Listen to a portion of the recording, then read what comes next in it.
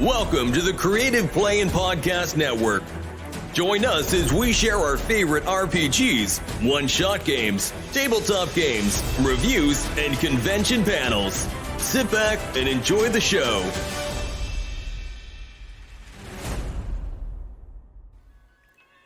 Hi, this is Kelly, aka Trixie from Ragnarok and Roll, assigned to Ragnarok Story, and Tilda Wimblewick from D&D Journey of the 5th Edition. First off, I would just like to say thank you to everyone for listening to our varied adventures, as well as for rating us on iTunes and rpgpodcast.com. If you haven't rated us yet, we would greatly appreciate it if you could. And if you're looking for more ways to support our efforts, we are now on Patreon, a great site where you can help us continue making more podcasts, as well as some special surprises for our patrons. If you can, please look us up at www.patreon.com/cppn. Every little bit helps. And again, thank you for listening. I think if people want to come in, they can figure out how to operate a door. I think we're good. Welcome, everybody. This panel is Garbage Art is Okay. I will be your moderator. My name is KJ Kabza, and with me is Monica Friedman and Mira Domsky. So, recap of what this panel is. We want our finished works to be excellent if we are creators, but sometimes they're not. So what happens when they're not? And if we enjoy works that are finished by other people that are also not good, does that say something about us? Does it say something about them? So we wanted to come up and talk to you all about the fact that making and enjoying bad art is okay. And we hope that in the end you will share with us some of your favorite examples. Would you guys like to give a longer introduction to yourselves and also give 2 or 3 examples of a piece of garbage art or media that you enjoy? My name is Monica Friedman. I am the author of a contemporary fantasy novel called The Hermit and 4 volumes of Bonnie Jo Campbell comics, among other works, and my artwork can be found at cordyversusdvorak.com. And garbage art that I enjoy. Just 1 or 2 or 3. Oh, this is what I want to say. So when I was a kid, I was sort of raised to be an intellectual snob. And if something was sort of kitschy or campy or popular, I automatically was like, no, that's not for me. And then something kind of flipped in me, and now I can enjoy like a wide variety of kitschy and campy and not good things. Okay. Hi, I'm Mira Domsky. I've mostly just written some science fiction and fantasy short stories. That's not true. I've also written a science fiction book and a comedic self-help book. Sarcasm. Yeah.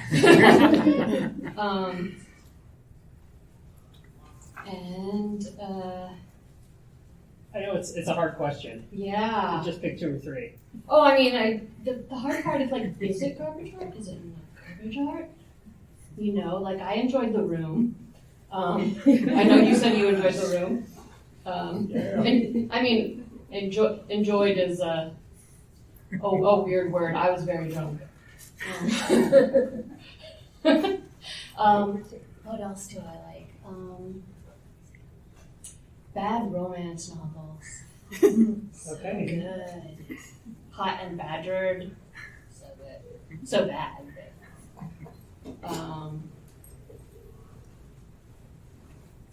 You'll think of something as soon as somebody else starts talking. It's true. Yeah. Okay. Okay, that's fine. Good. And I will introduce myself last. I'm KJ Kabza. I've elected myself the moderator because this panel was my idea. I write short fiction, fantasy and science fiction. I've been selling short stories for about 20 years by this point to places such as FNSF, Strange Horizons, Beneath Sleepless Skies, Vice, Tor.com, and many other venues. My latest collections are up here. We have the Through Spaces, which is a collection of my work for maybe the past 6 or so years, and also Heart of Brass and Other Fantasies. This is the latest one. This is the sexy one. This collects erotica from earlier in my career. I don't write it anymore, but they're both available on Amazon should you be interested. So my picks for favorite garbage media, I will, again, just picking 2 or 3. I would also say The Room. If none of you are familiar, The Room is a film I think written, directed, produced, and starring one guy, Tommy Wiseau. He had a certain dramatic vision for this, but it's just absolutely terrible and unintentional comedy gold. I will also pick the writing style in general of Charles Dickens, which is perhaps an interesting and controversial take for garbage art, but we will get into that and I will explain what I mean. And I will also pick the YouTube channel Fail Army. It's media, it counts. I feel like guilty and bad about myself if I ever enjoy any of that. Oh, well, we'll touch on that point So too. it makes you feel bad, but you still do it? Is that garbage art? Because I really like Archer, but I feel bad Archer's for it. hilarious. I feel bad about laughing at Archer. Well, I think that that's an interesting question, and it sort of eases us into the first part of the panel, which is, what do we mean when we say garbage art? Is your tentative definition, if I feel bad when I consume it? Is that kind of like your personal metric? Maybe that, or maybe like I should feel bad, but maybe I don't. Okay. Mira and I had a little conversation yesterday about this, and I was suggesting that maybe nothing is truly garbage because if it can be enjoyed by somebody, even on the level of like hating it, but love it, like hating it so much that you love it, perhaps. Or I was just thinking what you said earlier when you were talking about movies, and I was thinking about Rocky Horror Picture Show, which is sort of like the pinnacle of like WTF, and yet it's such a classic, and it was such a huge part of my adolescence, and sort of formed me in many ways, and I think many people would say that there was some part of their awakening that came out of going to see that film at midnight. And it's not a good movie, but it's a great movie. So, I mean, certainly if like we step back far enough and we say, well, nothing is garbage because everybody appreciates something, I think that is a valid point. But just for the sake of like shit stirring, if you had to define garbage art, what would you pick? Okay, so God, I mean, like anything that. Because I think that, like, for instance, most television is terrible. And when I look back into the 90s and, like, what TV shows were popular, like, I am offended by Friends so bad, and Seinfeld so bad, and The Nanny so bad. And I hate people, Seinfeld. oh my God, and people funny. love that stuff. And I hated it, and it upset me that people liked it, Yeah, so I don't know that I have a definition because it's subjective what's really bad, or I have this other thing, which is that my therapist said to me, you should paint what failure looks like, and so I was like, oh, I have that idea, and I went and I can't paint, and I slapped this together, and everybody loves it. Everyone's like, that painting is beautiful, and I'm like, thanks, it's like my deepest terror. And So I'm wondering then, I had as one of my potential questions, is there a difference between garbage art and art that you just don't personally like?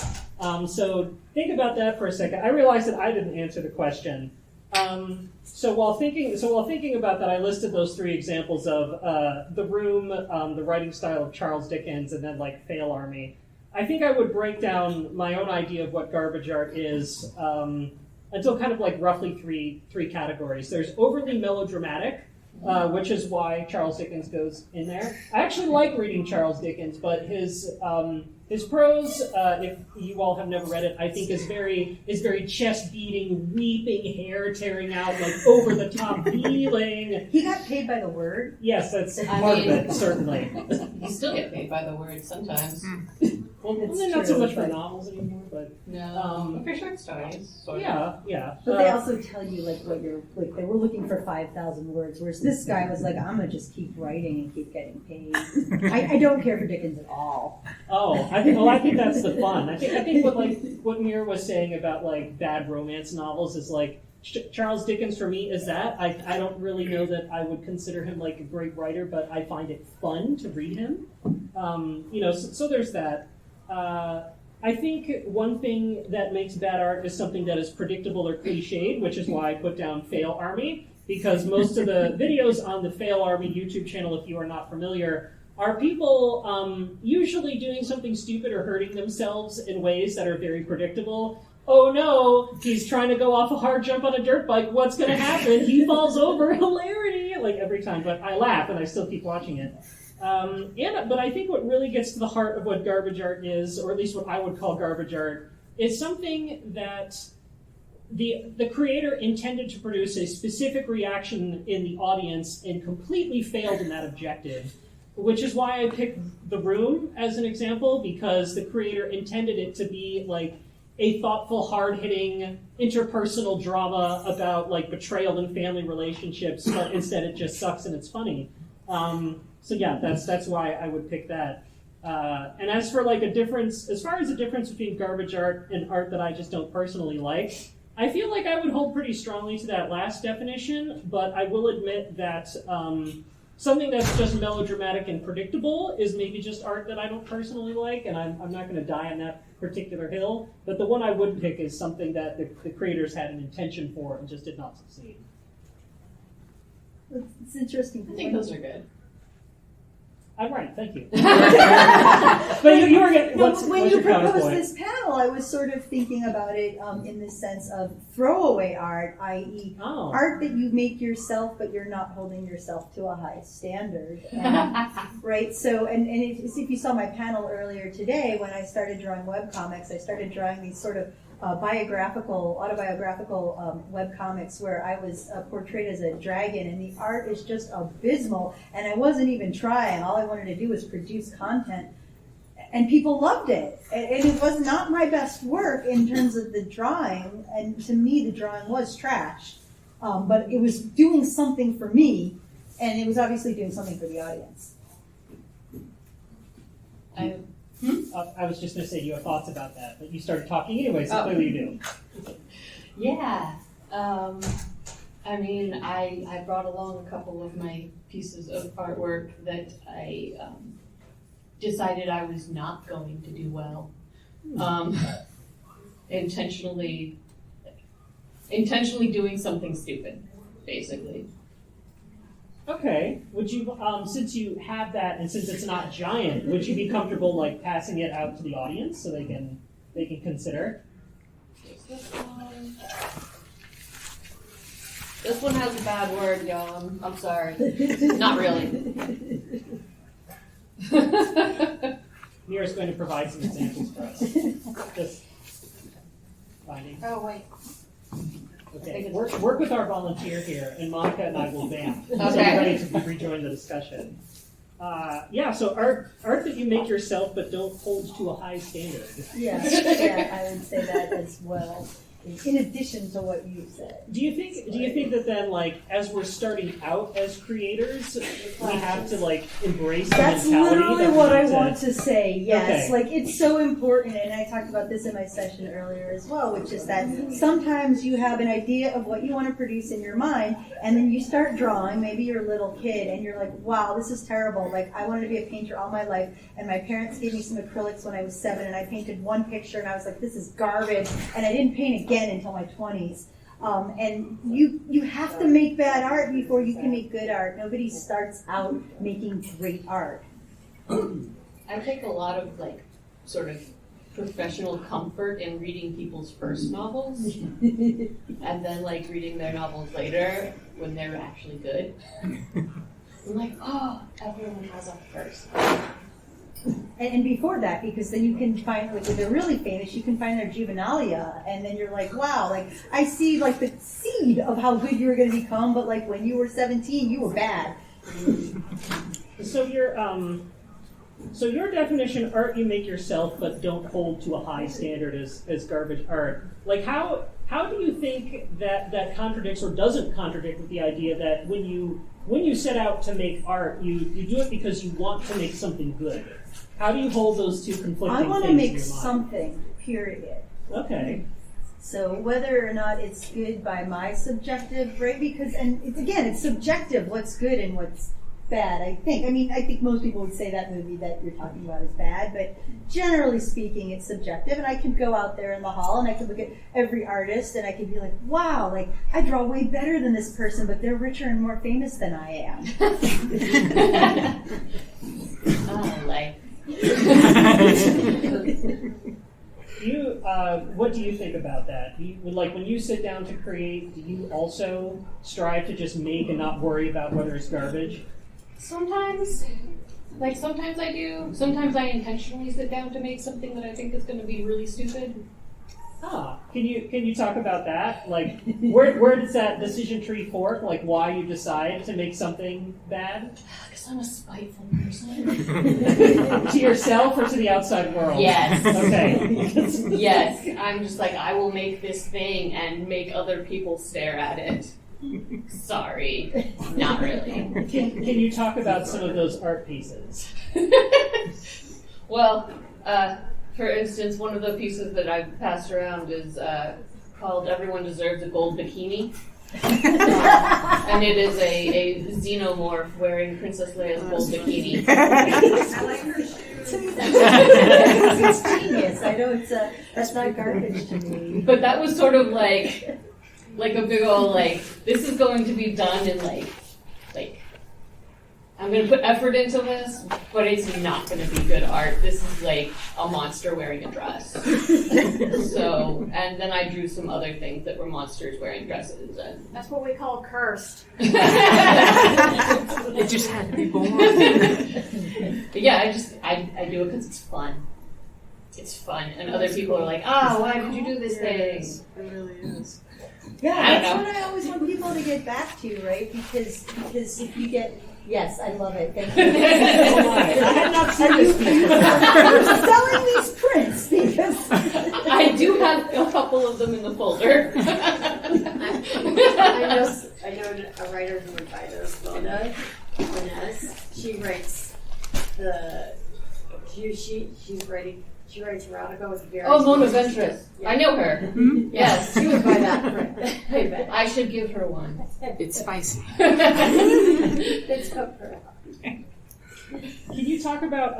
Okay, so there's art that you make that is intentionally terrible, and for you it's just art. There's kind of you just it might be intended to- terrible on its own And then- without me trying. Can you talk more about art that you have tried to create that is not intentionally terrible? Like, what's the difference between I feel like drawing a xenomorph in a bikini and like I'm going to make something good? Is there like a different headspace for you?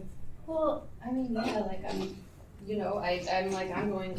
to make art now, or I'm going to write something good, and then like you sit down and you look at it later, after you've finished it, because you're working and you're like, it'll look bad while I'm working on it, it'll look bad while I'm working on it, and then you're like almost done, and you're like, oh, can I fix this? And sometimes no. It sounds to me then that like when you sit down to intentionally create bad art, you find that more freeing. Yes, it's very fun. Okay. Forgot what I was going to ask you. Comments. That's a good way to cover that. Not to make this all about my mental health issues, but my therapist said to me, this is several years ago, well, you're a perfectionist. And I said, well, what are you talking about? I've never done anything perfectly in my life. And she said, that's what a perfectionist would say. And this was something that has held me back my entire life. And I think most people know this feeling, which is that you have an idea of what you want, and you want it to be perfect. And then you're paralyzed by the disconnect between where you are and where you're trying to go. And you end up doing nothing instead of doing something that's halfway or a quarter or three-quarters of the way. You don't know how far you're going to get if you never try. And so that was like a real turning point for me, was saying it doesn't have to be perfect. In fact, it can be bad, but I've done it, right? And I said this earlier too, which is what my therapist says to me. Don't let the perfect be the enemy of the done, right? Not even the enemy of the good, but because if you've produced something, even if it's trash, like you've produced it, you've done something, versus not doing anything. And so I want to say that like garbage is better than nothing. Mm-hmm. Certainly one of the benefits of writing, or if you're an artist working in layers in Photoshop or something like that, is that you can't always go back and revise. So, it doesn't matter if it doesn't come out right. You can always work on it. It's easy. If my visual art, it's easier because I sort of have less faith in that and less training in it, so I don't expect it to be as good. But what's happened to me as a writer, which is something that I have been working on for 36 years, I've been trying to hone my craft. And I definitely get that paralysis because I believe that my writing at this point should be perfect. And then I sort of agonize over every single word, whereas when I was 12, I would just sit down, come home from school, and write for 2 hours and not think about what I was doing. Listening to the two of you, I think I'm maybe more in your camp that like if I'm creating, I'm just creating. I'm not trying to make art that is intentionally bad or intentionally good. I have in fact tried to tell myself I'm going to make something ridiculous and I'm just going to have fun with it. But then as soon as I start, I take it seriously, and then I'm like into it. That's where you went wrong. Seriously. But I look at your xenomorph is beautiful. Like to me, there's nothing. Okay, then Mira, teach me then how do I not take it seriously? I mean, it helps if you get drunk sometimes. It's hard. I've never tried that. Getting drunk and writing with your friends is super fun. We should do it. Okay, this panel endorses alcoholism. There's a work, in progress. Okay, I had one of my possible questions here. Is there a piece of garbage art that you've created that you nevertheless love, and if so, why? But I think you've already covered that nicely. I'm going to flip that around then. Is there a piece of garbage art you've created that actually wasn't even all that fun, and you're kind of wondering why you tried? Yeah. I wrote a short story once where I was trying to understand a friend of a friend who made no sense to me. I did not like her. So I tried to write a character like her. But you can't do that if you don't like them, I guess. It came out very badly. Okay.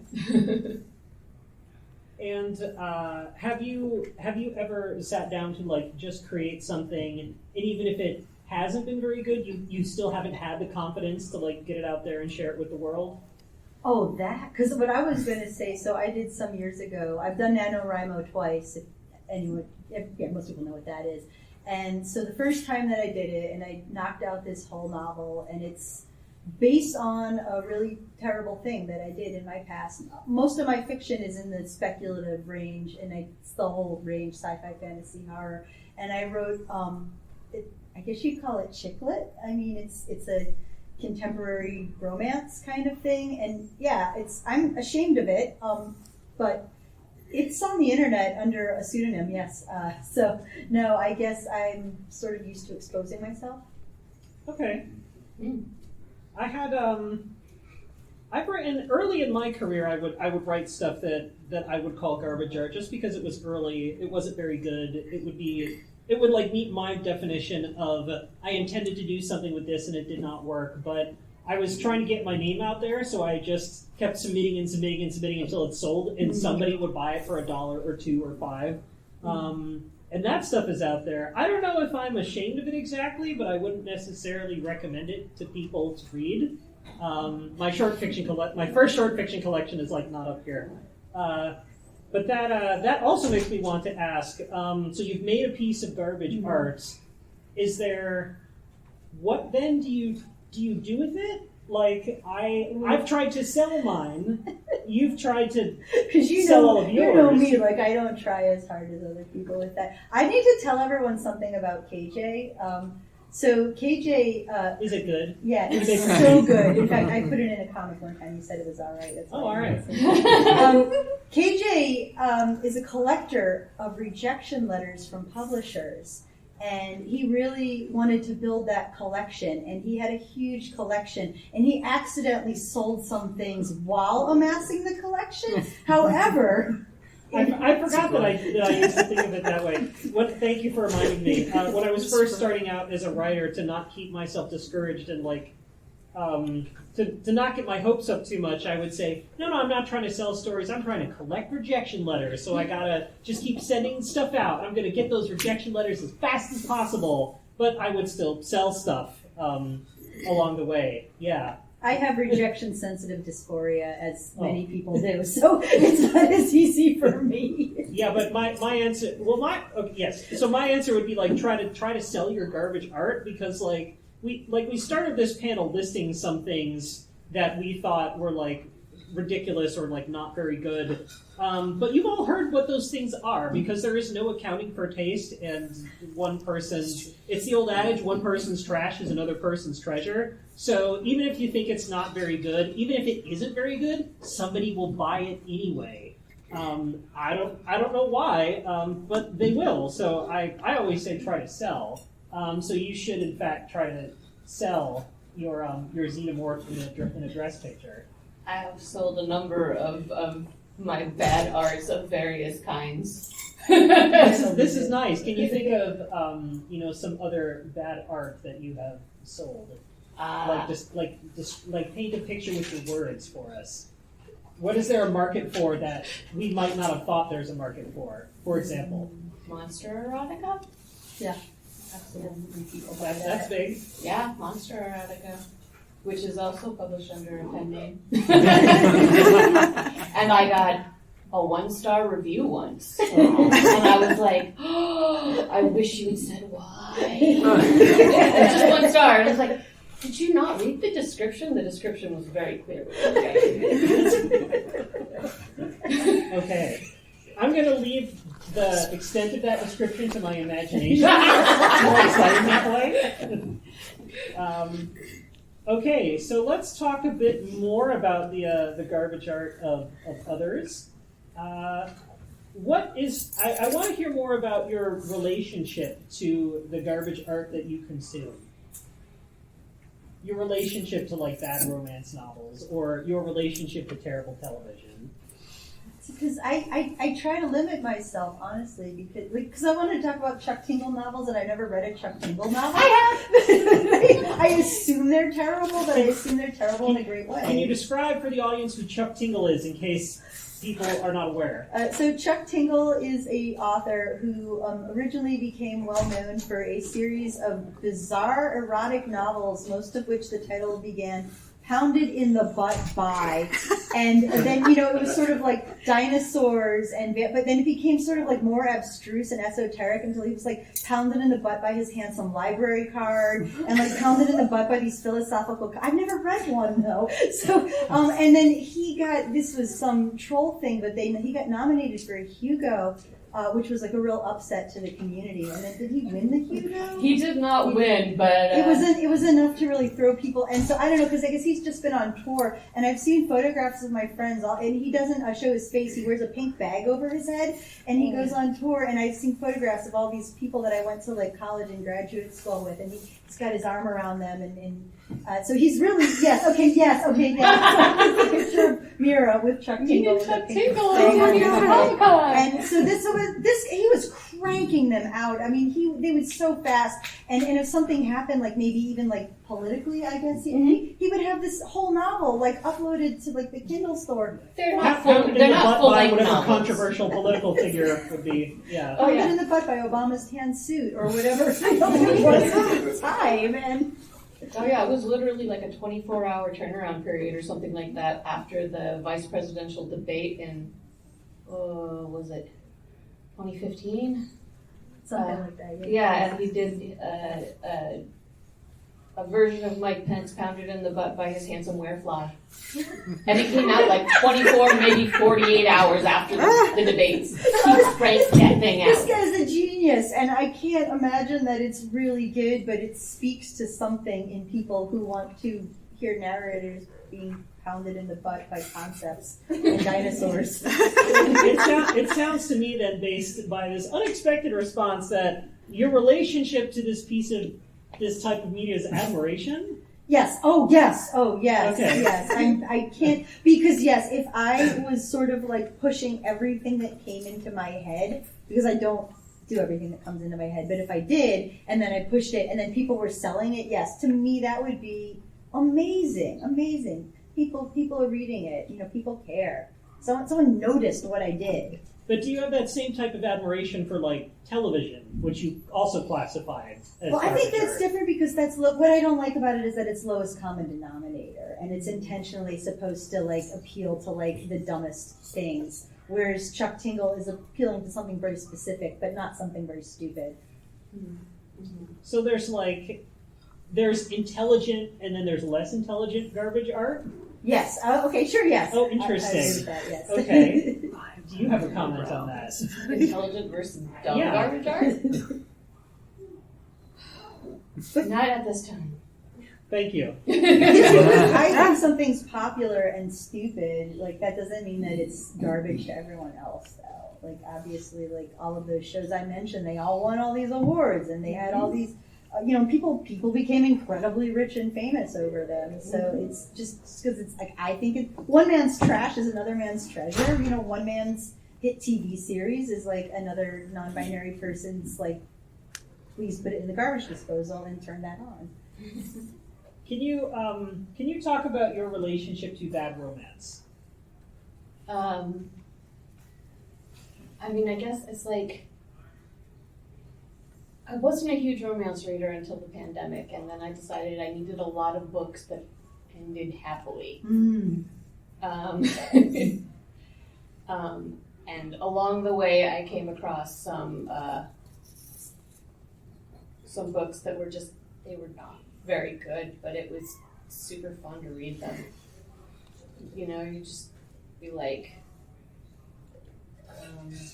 I just finished one that's, and I guess with these bad romance novels, like I almost don't feel like they're bad, but at the same time, it's like, one of the ones I recently finished was called "That Time I Got Drunk and Yeeted a Love Potion at a Werewolf." That's the title. Is that also a synopsis of the book?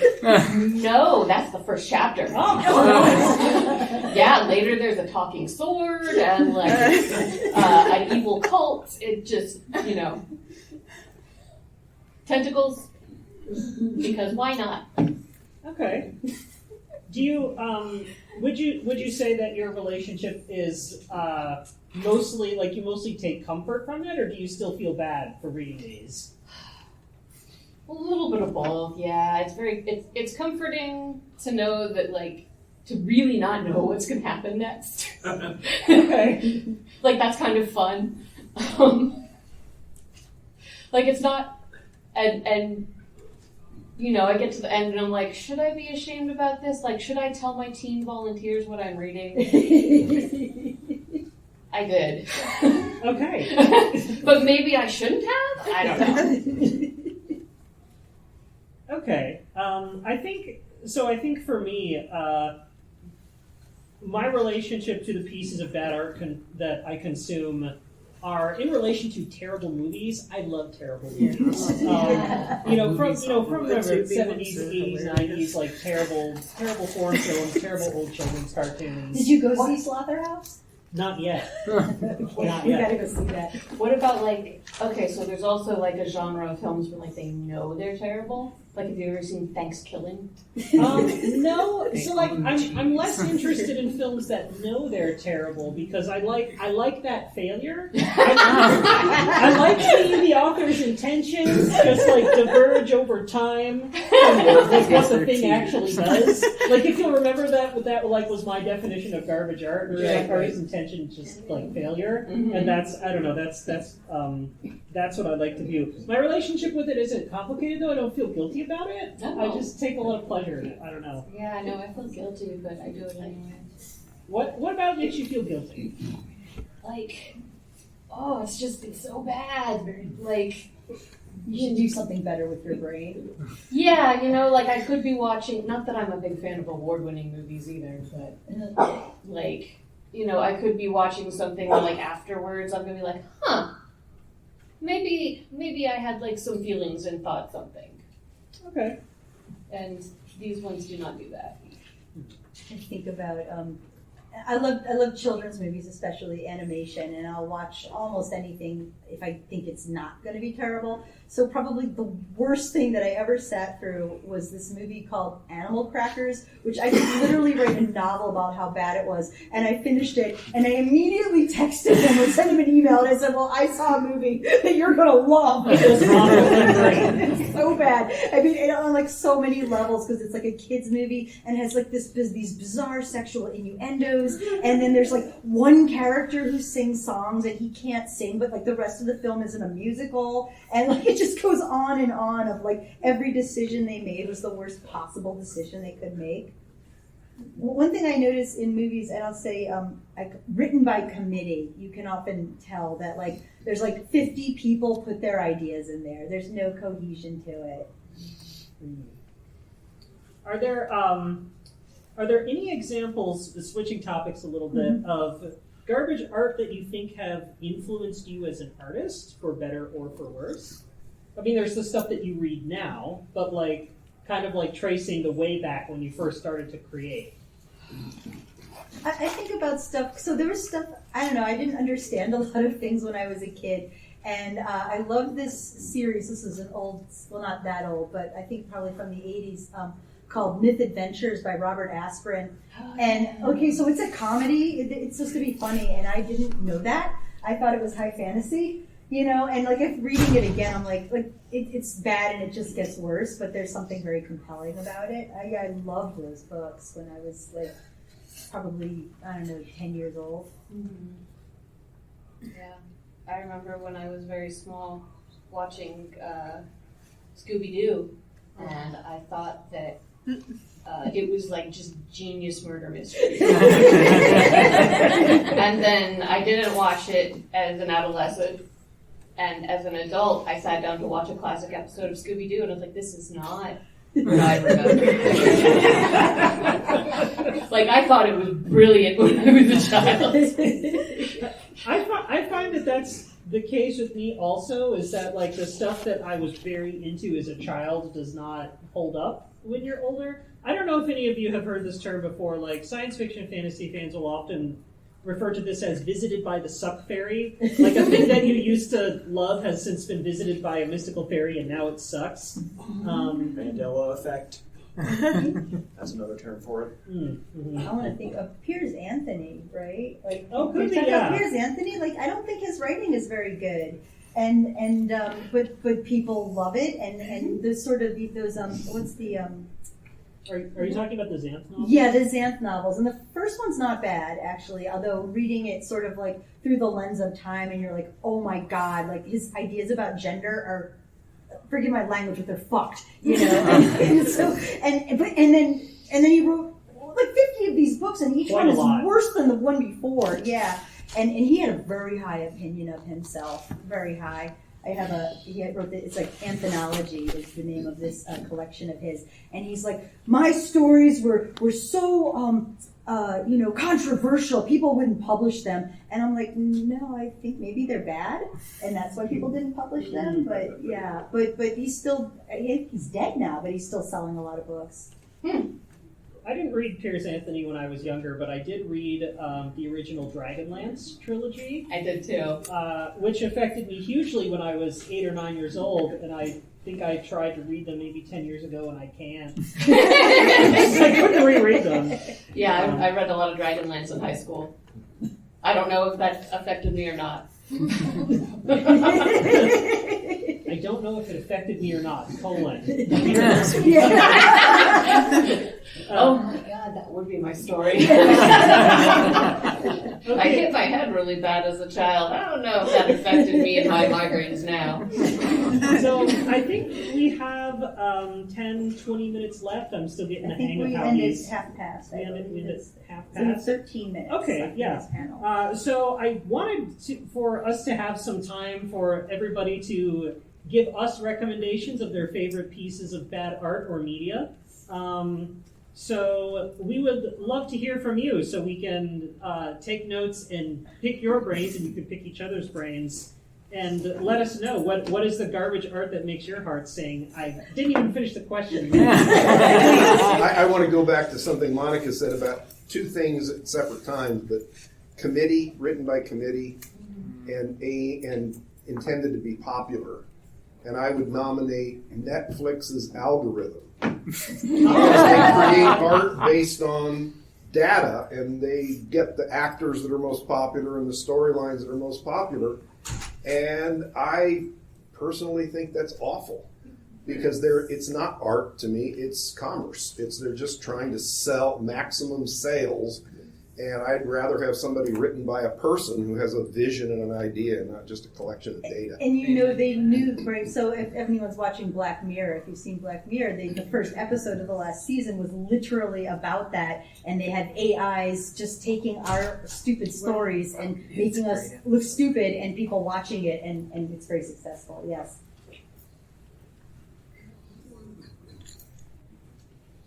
Would anyone? Oh yes, please. Pretty much any isekai manga. Ah, They're my garbage popcorn media. Like, this is lowbrow. My brain can shut off, and I'm just here to watch pretty fight scenes. The plot doesn't matter. It's a contrivance anyway. It doesn't. I'm just here to eat popcorn and not think. Preach. so correct me if I don't have this definition right. Isekai stories are basically like portal fantasy. Like a main character gets sucked into another world Pretty and like much, has yeah. adventures there. Yeah. Yeah. Some are good though. Can you think of a couple notable isekai mangas that you have enjoyed for their terribleness? One is really, really, really terrible, and it knows it. It's called I accidentally summoned a shark. Right, start that one down. The quote-unquote main character is some girl that started in the fantasy universe thing and summoned the embodiment of all terrible shark movies. Oh wow! So like Jaws, Sharknado, Sharktopus, all that B-grade sci-fi original garbage, that into fantasy world. Nice. It's terrible and it's wonderful. I'm intrigued. Thank you. We love Sharknado. Did I watch Sharknado with I you? think I made you watch Sharknado. I wish someone had watched Sharknado with me. And then you told your mom, and then your mom loved it too, right? Yes. Weirdly. I watched by myself and was angrily texting my friends. Oh my god, you should have sorry. I'm so sorry. But stuff like that, it's like clever in its stupidity, I think. Oh yeah. Do we have any other recommendations, please? Like any zombie movie in the 80s after Night of the Living Dead, they own the cheese, you know. Oh, And then I've got one. Violet just sent me something the other day that was like the worst vampire movie anyone had ever made. She said she wasn't even going to see it. It was so bad.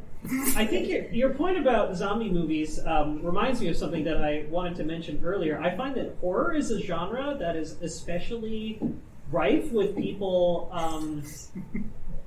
how did you put it, being free from expectation or not being perfect? The bar is Gentle pretty euphemisms. low from the start. Yeah, it's like something like that. So definitely, like lots of zombie films. Don't like a lot of indie filmmakers or people just getting into film will do horror movies for their first Okay, things. it's called Drainiac, and it's about Oh my God. it's about a haunted plumbing system. I'm writing that down. It was really bad. Oh, did anybody see that 70s horror? I think it's 70s. It's a Japanese film called House. Oh, I've seen that. Yeah, and it's like bad, but it's amazing. That one is amazing, but it's really bad. What is? I haven't heard of this. There's a It's a whole haunt- series of them, too. So Yeah, the there first is. one, it's these 6 little girls, and they go to this one girl's aunt's house for break, and it's like very haunted, and it wants to get all of them, but the special effects are like, even for the 70s, they're incredibly cheesy. But there's something very compelling about watching these little girls get picked off by these like fake-looking ghosts. Interesting. That's a classic, yeah. That is, actually. I don't know if I missed that. You have another one. Yes, Jack, I want to talk about the Suck Fairy. And forgive me if I'm probably older than most of the people in the room, but when I was about 12, 2 science fiction things came out on television almost in the same year. One of them was Lost in Space, which I just loved. Mm-hmm. The other one was Star Trek. And I remember debating a friend who liked Star Trek and telling him why Lost in Space was so much better. And I've had a chance a few years ago to try to watch a rerun of Lost in Space, and it's just awful. It's just awful. Everything about it. The acting, the writing, the special effects is awful. And I can't say that applies to any of the remakes, but the original was just And it was real putrid. seminal for a lot of kids. Like that was their way into the genre. That circles back to my comment about like the things that have influenced us that have been bad, or just when we saw them as children and we couldn't distinguish. Yeah. Andrew has a comment. Oh, sure.